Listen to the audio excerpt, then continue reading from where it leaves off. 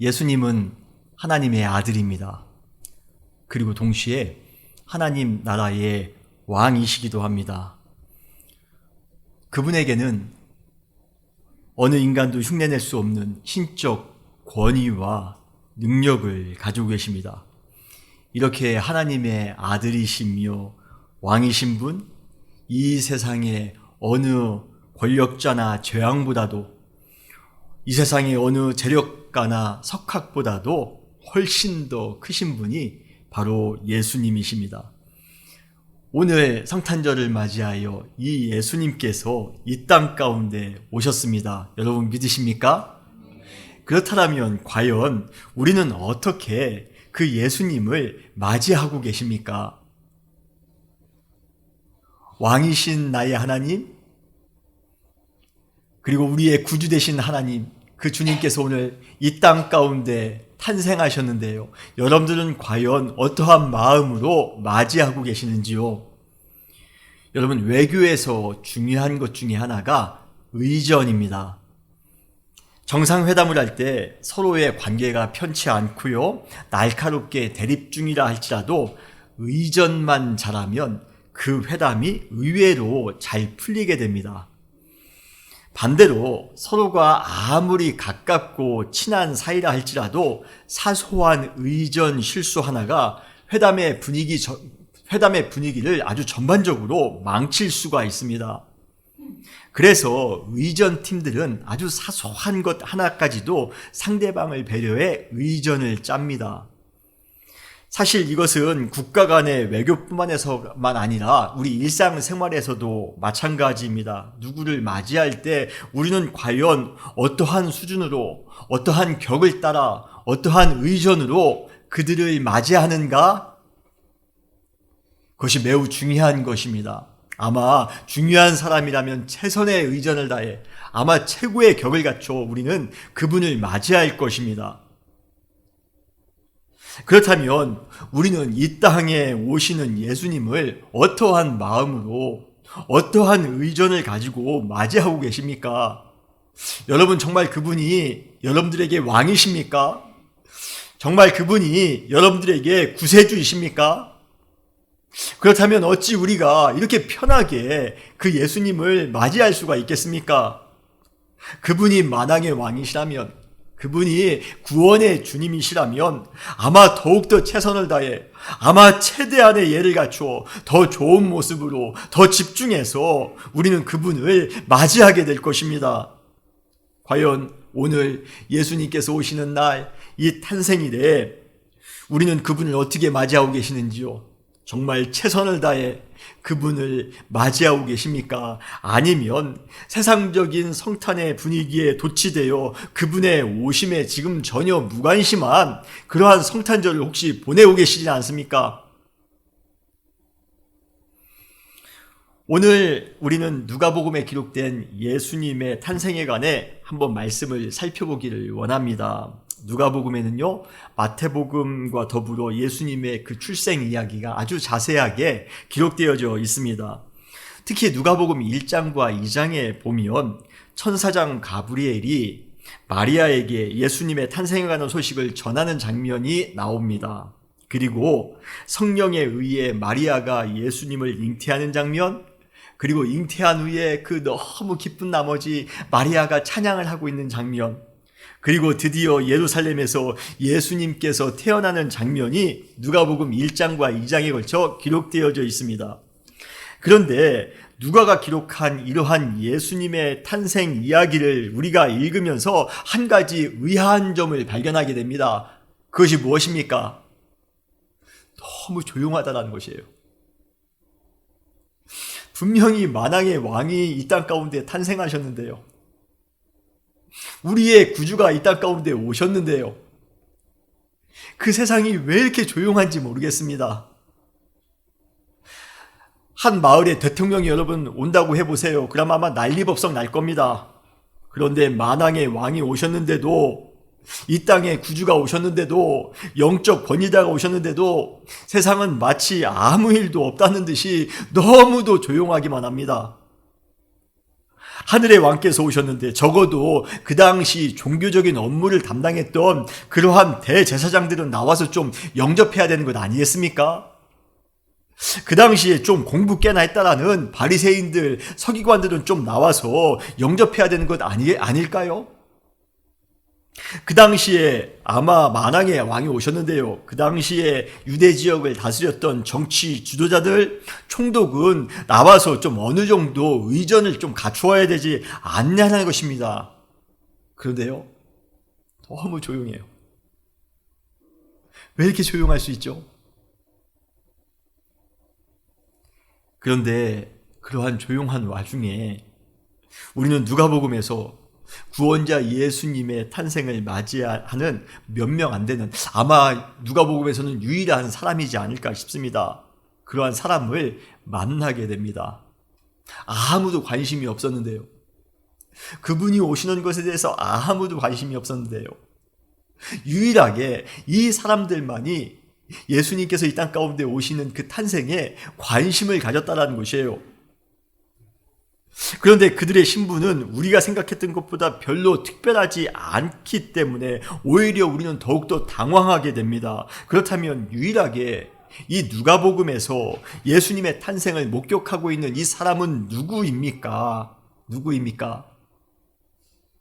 바로 그들이 양떼를 지키는 목자들입니다. 오늘 본문 우리가 읽진 않았지만요. 누가복음 2장 15절에 보시면 목자가 서로 말하되 이제 베들레헴까지 가서 주께서 우리에게 알리신 바 이 이루어진 일을 보자라고 말하고 있습니다. 목자들이 지금 예수님의 탄생하신 일을 우리가 들었는데 그렇다면 우리가 직접 가서 한번 그 주님의 탄생을 보자라고 말하고 있는 것이에요. 우리는 이 목자들의 그 성탄절의 이 목자들의 이 모습을 보면서 우리는 두 가지 질문을 하게 됩니다. 첫 번째로 그 당시 잘 나가는 사람들은 모두 제외한 채 하필 왜 목자들만 예수님의 탄생을 축하할 수 있었던가 하는 것입니다. 정치 지도자들도 대제사장들도 그 당시에 어느 누구도 예수님의 탄생을 맞이할 생각을 못했는데 왜 이 목자들만 예수님의 탄생을 맞이할 수 있었던가 여러분 궁금하지 않습니까? 그리고 두 번째로 그렇다면 그 목자들은 예수님의 탄생을 통해 무엇을 느끼고 무엇을 배우게 되었는가 하는 것입니다. 오늘 그러한 내용들을 함께 나눌 때에 큰 은혜가 넘칠 줄 믿습니다. 먼저 예수 그리스도의 탄생을 축하하는 역할로 목자들이 등장하는 데에는 두 가지 이유가 있습니다. 첫 번째 이유는 무엇입니까? 첫째로 그 목자들은 그 당시 상대적인 약자들이었다는 것이에요. 아이러니하게도 세상에서 아무도 알아주지 않았던 이 약자들이 예수님의 탄생에 큰 역할을 감당하고 있다는 것입니다. 여기에 나오는 목자들은 자신들 소유가 아닌 다른 사람 소유의 양을 돌보는 일종의 노동자들이에요. 아마 지금도 마찬가지로 다른 사람 밑에서 관리직으로 일하는 것처럼 좀처럼 관리직으로 일하며 사는 것이 좀처럼 쉽지는 않을 것입니다. 가끔은요, 남 밑에서 일하는 것이 자존심도 상해요. 가끔은요, 억울한 일을 감수해야 될 때도 있습니다. 가끔은요, 속상한 일, 투성이에요. 이것이 남 밑에서 일하는 사람들의 참 안타까운 마음들입니다. 지금 목자들이 하고 있는 이 시간이 지금 어느 시간입니까? 밤 시간입니다. 여러분, 일반적으로 밤은 무슨 시간입니까? 쉬는 시간입니다. 그러나 목자들은요, 자기들 마음대로 쉴 수 있는 자유도 없었던 사람들이에요. 우리나라 직장인들도 자기들 마음대로 퇴근할 수 있는 것이 아니라 항상 윗사람들 눈치 봐야 되지 않습니까? 그리고 경우에 따라서는 대우 없이 특별한 합당한 대우 없이 야근을 해야 되는 경우도 있어요. 직장인들의 소원이 무엇입니까? 제 시간에 퇴근하는 것이 우리나라 직장인들의 소원이라고 하지 않습니까? 얼마나 안타깝습니까? 어느 시간이 되었든 어느 노동의 대가가 됐든 상관없이 윗사람의 뜻에 따라야만 하는 것이 이 약자들의 노고입니다. 그러니 얼마나 삶이 피곤했을까요? 이 목자들의 삶이 얼마나 피곤했을까요? 권력자들과 부자들의 위세에 눌려 상처받기 쉬운 존재로 살아가는 이 목자들. 그런데 예수님께서 이 땅 가운데 오신 이유가 바로 이러한 약자들, 멸시받는 자들, 소외받는 자들, 곤고한 자들, 연약한 자들, 매 순간순간마다 아픔을 느끼며 살아가는 그러한 사람들을 위로하고 신원하시기 위해서 이 땅 가운데 오셨다라는 것이에요.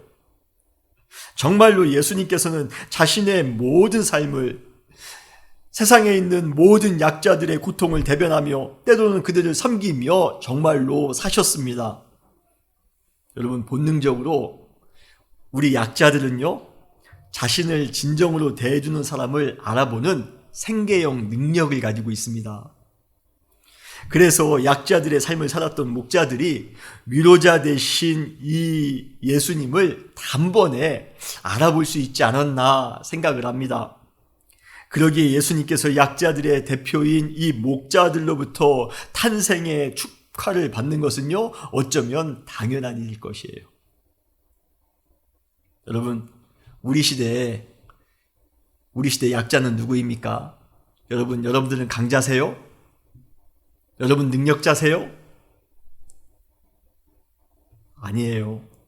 우리 시대 약자는요, 고된 현실을 살아가는, 정말 이 현실이 바람을 한번 훅 불면요, 날아갈 것 같은 그러한 나 자신이 여러분 약자입니다. 직장에서, 사업에서, 사회에서 우리는 내 의지대로, 내 마음대로 살아보기보다는 우리는 항상 다른 사람의 의지, 아니면 다른 기관의 의지, 아니면 가혹한 법이나 법규의 의지, 거대한 시스템의 의지대로 아주 부자유하게 살아갈 때가 훨씬 더 많이 있어요. 그렇게 부자유하게 살아가다 보니 나도 모르는 사이에 기쁨과 감사는 생략된 채 아주 부정적이고 무미건조한 인생을 살아가더라는 것입니다. 가끔 강자들에 의해 억울하게 짓밟히며 살아갈 때도 있습니다. 고통받으며 살아갈 때도 있습니다.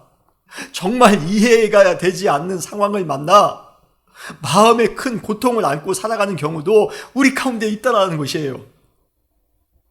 그러한 의미에서 우리는 다 약자입니다. 이 시대를 살아가고 있는 약자들이에요. 그러나 바로 그 순간 예수님께서 이 땅 가운데 오셔서 제일 먼저 상처받은 약자들을 찾으신다는 사실을 여러분 믿으시길 바랍니다. 오늘 성탄절에 주님께서 이 땅 가운데 오신 이유가 바로 약자인 우리를 섬기기 위해, 약자인 우리에게 강함을 주시기 위해, 약자인 우리에게 소망을 주시기 위해 성탄절에 예수님께서 이 땅 가운데 오셨음을 믿으시는 우리가 되시기를 주님의 이름으로 축원합니다. 그분은 상하고 공고한 영혼을 결단코 멸시하시는 분이 아니십니다. 그분은 상한 갈대를 꺾지 아니하시며 꺼져가는 등불을 끄지 아니하시는 하나님이십니다. 오히려 그들을 위로하시기 위해, 그들에게 생명의 은총과 영혼의 자유를 주시기 위해 이 땅에 예수님께서 오셨습니다. 그래서 예수님께서는 이렇게 말씀하십니다. 내가 이 땅에 온 것은 의인을 부르려 한 것이 아니다. 강한 자, 능력 있는 자, 할 수 있다라고 교만하게 살아가는 사람, 그 사람들을 부르려고 이 땅 가운데 온 것이 아니라 죄인이나 병든 자를 부르기 위해 오셨다라고 말씀하고 있습니다. 한마디로 고통받고 소외당한 사람을 부르기 위해 이 땅 가운데 오셨다라는 것입니다. 여러분, 우리 모두는 상한 영혼의 소유자입니다. 여러분, 한번 집에서 곰곰이 생각해 보세요. 여러분, 내가 살만한 집이 있으니까 강해 보입니까? 내가 좀 직장에서 높은 직위를 가지고 있고, 내가 지금 우리 자녀가 잘 됐으니까 여러분이 강하게 느껴지세요? 여러분, 조용히 여러분의 인생을 한번 통찰해 보시기 바랍니다. 점검해 보시기 바랍니다. 우리 안에 상한 심령이 얼마나 많이 있는지 몰라요. 우리 안에 억울한 심령이 얼마나 많이 있는지 모릅니다. 우리는 그러한 영혼의 소유자예요. 이기적이고 치열한 현대인들의 삶을 살아가면서 우리의 영혼은 점점 병들어갈 때도 많이 있습니다. 불의를 행하는 수많은 사람들에 의해 의롭게 살려고 노력해 보지만 아이러니하게도 그러한 사람이 약자가 되더라는 것이에요. 정의롭게 살았더니, 정직하게 행동했더니 약자가 되는 이러한 희귀한 세상을 우리는 살아가고 있습니다. 열심히 살았는데도 불구하고 감당 못할 일들이 우리 가운데 닥치는 것이 바로 우리네 인생입니다. 이러한 세상 속에서 우리가 넉넉하게 이기며 살아갈 수 있는 이유는 무엇입니까? 바로 예수님께서 이 땅 가운데 오셔서 약자된 나와 함께 하시기 때문임을 여러분 믿으시길 바랍니다. 이렇게 예수님께서 이 세상에 등장하심으로 약자들은요, 위로를 받게 될 수 있게 되었습니다. 그리고 아무리 강한 사람이라 할지라도 그들은 겸손해야 됩니다. 성탄절, 오늘도 삶의 거대한 무게감을 안고 고통스럽게 살아가고 있는 연약한 우리를 위해, 그렇지만 그러한 우리가 결코 약한 것이 아니라 우리 안에 계신 하나님은 강하시기에 우리를 강하게 만들어줄 것이다. 우리를 강하게 만들어주시기 위해 예수님께서 이 땅 가운데 탄생하셨음을 믿으시는 우리 사랑하는 모든 성도님들이 되시기를 주님의 이름으로 축원합니다. 성탄절의 예수님은 그러므로 약한 자들의 희망이며 약한 자들의 도움이십니다. 오늘도 그 성탄의 주님을 꼭 만나시는 우리 모두가 되시기를 바랍니다. 두 번째로 예수님의 탄생을 축하하는 역할로 이 목자들이 등장하는 이유가 있습니다. 두 번째 이유는 무엇입니까? 바로 그들은 자신들이 감당해야만 하는 사명에 매 순간 충실했기 때문에 그렇습니다. 아주 열심히 일했던 사람들이에요. 열심히 일한 사람들은 바로 성탄에 참여할 수가 있습니다. 지금 목자들은 제가 잠깐 말씀드린 것처럼 양을 지키고 있는 시간이 언제입니까? 바로 밤 시간입니다. 오늘 누가복음 2장 8절에 보면 그 지경에 목자들이 밖에서 밤에 자기 양떼를 지키더니, 여러분 밤은 어느 시간이죠? 육신적으로 참 피곤한 시간입니다. 저도 요즘 아주 긴 밤을 매일같이 보내고 있는데요, 참 밤 시간이 어려울 때가 참 있어요. 양을 지키는 데 있어서 또 낮보다도 아마 밤이 훨씬 더 어려울 것입니다. 더 많은 긴장이 필요할 것이에요. 비록 열악한 상황 속에서 다른 사람의 양을 지키는 일이라 할지라도 그들은 자신들에게 주어진 사명인 그 양 지키는 일에 대해서 얼마나 그래도 최선을 다했는지 모릅니다. 바로 그때 그들은 주님의 탄생의 자리에 초대되는 그러한 축복을 받을 수 있었던 것입니다. 여러분, 우리가 주님의 탄생의 자리에 나올 수 있기 위해서 가장 중요한 것은 여러분의 삶의 자리에서 최선을 다하셔야 됩니다. 그때 주님께서 우리를 탄생의 자리로 초대해 주실 것입니다. 인생의 가장 가치 있는 기회는 자신에게 맡겨진 일을 충실하게 수행하는 그 순간에 아주 신비하며 아주 극적인 방식으로 찾아오더라는 것입니다. 여러분 믿으십니까? 밤이 맞도록 양떼를 지키기 위해 최선을 다했던 목자들에게 주님의 탄생을 축복할 기회가 찾아왔다는 것은요, 당연합니다. 기적과 같은 엄청난 기회가 결코 우연하게 우리의 인생에 다가오는 것은 아닙니다. 내가 아무것도 안 했는데요, 우연히 잘 될 거라고요? 내가 아무것도 한 것이 없는데요, 내가 지금 부지런하게 살고 있지 않은데요, 나에게 좋은 일이 생길 거라고요? 그러한 요행을 우리는 바라서는 안 됩니다. 여러분, 최선을 다한 사람에게 주어지는 하나님의 인센티브, 이것이 바로 기적입니다. 어떤 것은 우리가 어떤 것에 아주 몰입할 때 아주 생각지도 못한 결과가 우리 가운데 찾아올 것이에요. 인생을 열심히 살 만한 이유는 인생의 정직함 때문입니다. 뿌린 대로 거둬들이는 법칙은요, 자연에서만 있는 것이 아니라 우리의 삶 속에서도 그대로 적용되어집니다. 여러분, 아담의 가장 큰 축복이 무엇입니까? 바로 사랑하는 배우자 하와와 만난 것입니다. 그런데 그러한 만남이 우연하게 이루어진 것이 아니에요. 하나님께서 그때 아담에게 무슨 일을 시킵니까? 무슨 사명이 주어집니까? 온 세상에 있는 삼라만상을 향하여 이름을 지어주라라는 그러한 명령을 하십니다. 그 사명을 최대한 감당하고 있을 때 이름 지어주는 사명에 최대한 몰입해 있을 때, 그때 아주 아름다운 그러한 선물을 받게 되는 것이에요. 여러분, 요셉이 애굽에서 종살이 노릇했습니다. 요셉이 그것으로 끝난 것이 아니라 억울한 일도 감옥에 갇히게 되었습니다. 여러분, 이쯤 되면요, 자기에게 주어진 가혹한 환경에 불평할 법도 합니다. 왜 나에게는 이 지질이 어려운 일만 생기는 것인가? 이 종살이도 억울해 죽겠는데 이 감옥에서의 삶이 무엇인가? 억울할 법도 합니다. 그러나 오히려 요셉은 천한 일이라 할지라도, 아니면 자신이 원하는 일이 아니라 할지라도 그 모든 일에 몰입하여 최선을 다했습니다. 그때 그에게 주어진 것이 무엇입니까? 바로 형통이었습니다.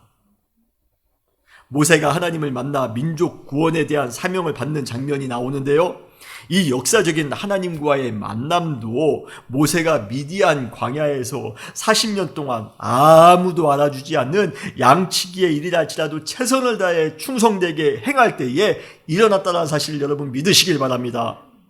결국 우리가 최선을 다해 우리에게 주어진 사명 감당할 때 하나님의 놀라운 일들이 우리 가운데 일어남을 여러분 믿으시길 바랍니다. 여러분들이 회사에서 맡겨진 일 최선을 다해서 하세요. 불평하지 마시고 하세요. 여러분, 교회에서 맡겨진 사명 있지 않습니까? 그 사명 정말 최선을 다해서 감당하세요. 그때 하나님께서 성탄의 기쁨을 우리 가운데 주실 것이라 믿습니다. 오늘 나에게 주어진 사명이 있습니다. 오늘 나에게 주어진 직분이 있습니다. 최대한 감당하며 살아갈 때 예수 그리스도의 탄생을 목격하는 축복을 받게 되는 우리 모두가 되기를 주님의 이름으로 축원합니다. 그렇다면 우리는 이제 왜 목자들이 이렇게 만나게 되는지 이유를 알게 되었습니다. 그렇다면 이제 예수님의 탄생을 통해 목자들이 무엇을 깨달았던가, 성탄의 의미를 세 가지를 간략하게 말씀을 드립니다. 첫째로, 목자들은 성탄을 통해, 예수님의 탄생을 통해 주님의 임재를 깨닫게 되었습니다. 오늘 누가복음 2장 9절에 보면 주의 영광이 저희를 둘러 비치매 라는 구절이 나옵니다. 주의 영광은요, 주님의 임재를 나타내는 아주 특별한 단어입니다. 사실 영광이라는 단어는 임재라는 단어와 거의 동의어이기도 합니다. 예수님께서 탄생하심으로써 그분은 더 이상 하늘에 계신 분이 아니라 우리를 위해 이 땅 가운데 오신 하나님이 되셨습니다. 바로 목자들은 하나님께서 자신들과 함께 하시기 위해 오셨다는 것을 그들은 깨닫게 된 것입니다. 요한복음에는 예수님의 탄생 이야기가 나오지 않습니다. 대신에 요한은 예수님께서 이 땅 가운데 오셨다는 것을 표현하기 위해 이러한 말씀을 하고 있습니다. 우리가 잘 아는 요한복음 1장 14절 말씀이에요. 말씀이 육신이 되어 우리 가운데 거하시며 우리가 그 영광을 보니 아버지의 독생자의 영광이요 은혜와 진리가 충만하더라. 여러분, 여기에 나오는 거하다라는 동사는 제가 몇 번 말씀드린 적이 있는데요, 텐트를 치다라는 그러한 단어입니다. 말씀 대신 예수님께서 하늘의 모든 권세, 하늘의 모든 영광을 비우시고 육신의 모양으로 이 땅 가운데 오셔서 우리와 함께 거하시기 위해 이 땅에 텐트를 치셨다라는 것이에요. 그것이 영광이며 그것이 은혜라고 지금 요한은 고백했던 것입니다. 여러분, 예수님께서 오늘 우리 가운데 찾아오셔서 우리와 함께 하심을 여러분 믿으시길 바랍니다. 아픔이 가득한 삶 가운데에 주님의 임재하심은요, 우리에게 큰 위로와 우리에게 큰 회복의 은혜를 허락해 주실 것입니다. 기쁨이 가득한 삶 가운데에 그분의 임재하심은요, 우리에게 더욱더 큰 기쁨과 더욱더 큰 은총으로, 희망으로 우리를 더욱더 가득하게 해 주실 것입니다. 그래서 성탄은 무엇입니까? 임마누엘입니다. 임마누엘이 무슨 뜻입니까? God with us. 하나님께서 우리와 함께 하신다는 뜻 아니겠습니까? 여러분, 성탄은 바로 하나님께서 저 하늘에만 계신 분이 아니라 이 땅 가운데 우리와 함께 하시기 위하여, 우리의 곁에 계시기 위하여 이 땅 가운데 오신 그 놀라운 사건임을 여러분 믿으시길 바랍니다. 여러분, 지금 우리와 주님께서 함께 하심을 믿으시길 바라요. 저는 요즘 사실 주님이 우리와 함께 하십니다, 이 구절로 얼마나 많은 은혜가 되는지 모릅니다. 가끔은요, 혼자 있는 것 같이 느껴질 때 얼마나 외로운지 몰라요. 그런데 요즘 정말 며칠 전에는 기도하는데요, 요즘 계속 기도하는데 주님이 정말 제 옆에 앉아 계셔서 저를 안아주시고 기도하는 느낌 때문에 제가 막 갈피를 못 잡을 만큼 너무 은혜가 되고 너무 힘이 될 때가 많이 있습니다. 여러분, 예수님이 우리와 함께 하신다는 것, 여러분, 추상적인 고백이 아닙니다. 정말 우리 배우자가 우리 옆에 있는 것처럼, 사랑하는 우리 자녀가 우리 옆에 있는 것처럼 주님께서도 구체적으로 우리 옆에 계셔서 우리에게 힘 주시고 우리에게 위로 주시고 우리에게 능력 주시는 분임을 여러분 믿으시길 바랍니다. 그러한 주님께서 우리와 함께 하심에 그 은혜 가운데 살아가시는 그러한 귀한 성탄절이 되시기를 주님의 이름으로 축원합니다. 두 번째로, 목자들은 성탄을 통해서 성탄 그 자체가 기쁨의 좋은 소식이었다는 것을 깨닫게 되었습니다. 성탄 그 자체가 복음이었습니다. 누가복음 오늘 본문 2장 10절에 보면 천사가 이렇게 말하는 말이 나옵니다. 천사가 이르되 무서워 말라, 보라, 내가 온 백성에게 미칠 큰 기쁨의 좋은 소식을 너희에게 전하노라 라고 말씀하고 있습니다. 이 땅 가운데 탄생하신 예수님은요, 우리의 구세주일 뿐만 아니라 그리스도 메시아이시기 때문에 그렇습니다. 그래서 누가복음 2장 11절에 이렇게 말씀하십니다. 오늘날 여러분, 기쁜 소식입니다. 오늘날 다윗의 동네에 너희를 위하여 구주가 나셨으니 곧 그리스도 주시니라. 그분은 정말로 우리를 죄와 고통으로부터 구원해 주실 구세주이십니다. 그러면서 동시에 마지막 날 궁극적인 승리를 가져다 주실 메시아 그리스도이십니다. 우리 인간이 가지고 있는 근본적인 문제를 해결해 줄 수 있는 그 엄청난 기회를 예수님을 통해 우리는 갖게 되었는데요,